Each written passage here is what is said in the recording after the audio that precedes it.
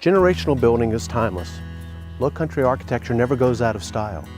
Transom windows, hog fencing, porches, these are all timeless examples of low country architecture that are still in keeping today. Transom windows were used historically as air conditioning, modern day air conditioning 200 years ago. With the high ceilings that were used, the transoms were opened, creating convection where the cooler air would come in the doors and the warmer air would go out the transom windows. Most architecture today, low country architecture, still uses those transom windows to emulate that look that was used years ago. Another aspect of building 200 years ago, hog fencing. Back then, the houses were built up off the ground, get off of the moist low country earth, air underneath there so the houses breathe. What happened was animals, particularly hogs, were able to rut under the houses. Many homes in the low country today are constructed with hog fencing, not to keep the hogs out from underneath the house, but to keep the other critters out. Years ago, operable shutters were used to keep the wind and the rain out of the houses. Today, operable shutters are still used, not to keep the wind and the rain out, but to give that appearance that was used years ago. Paint blue was used by the Gullahs years ago to keep the evil spirits away. Today, you'll see on a lot of low country homes, particularly the porch ceilings, the use of haint blue. Not to keep the haints or the evil spirits away, but to emulate that look of the Gullah tradition. The blue that was used years ago actually came from the indigo plant that the Gullahs would use. The African slaves used the indigo to dye clothes. Blue was a very prominent color in the low country. So as a continuation of that, the blue was used on the houses to keep the evil spirits away.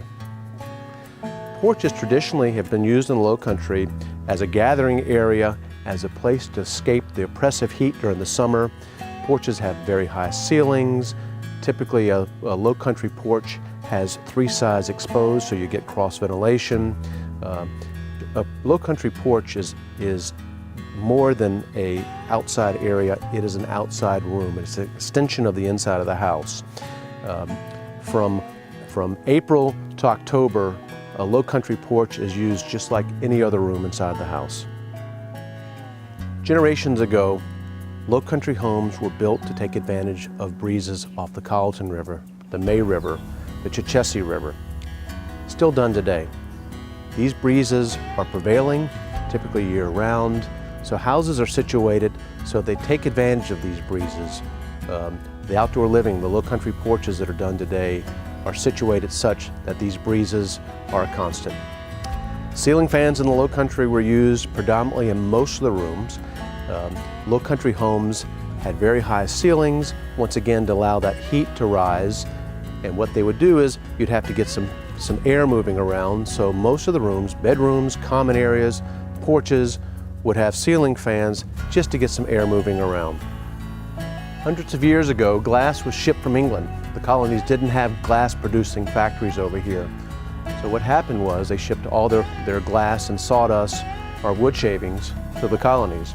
Low country homes had many small panes of glass because breakage was quite common on the ship coming over from England.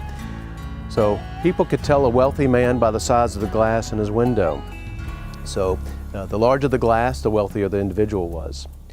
Today, many low country homes still use true divided or simulated divided light windows to emulate the old low country homes. Generational building in the past was done out of necessity. As a family grew, the main mass, the original structure that was built, had to be added on. Materials that were used were materials that they had on hand. For instance, the major mass might have been built out of clapper siding. The wing for the children might be built with board and batten. Today, you'll still see that used in low country architecture. What you have behind me is natural tabby. It's a lost art. We don't know how to replicate it. As you can see, they built the structure in lifts. They would pour this on one day, let it set up, come back a few days later, pour this, and so forth until they reach the total height of the structure. What they did to make this natural tabby was use oyster shell that was harvested from local Indian middens. They would burn the shell to get the lime out of it, since we didn't have lime in the low country, and very often mix this with salt water from the rivers and creeks.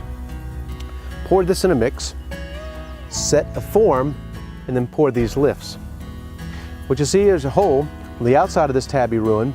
You'll also notice it's on the top of this lift. This hole was placed here to support the porch that was attached to the outside of this structure. You'd also see this on the inside of the structure where the floor system was installed. As I said, it's a lost art. We don't know how to replicate it.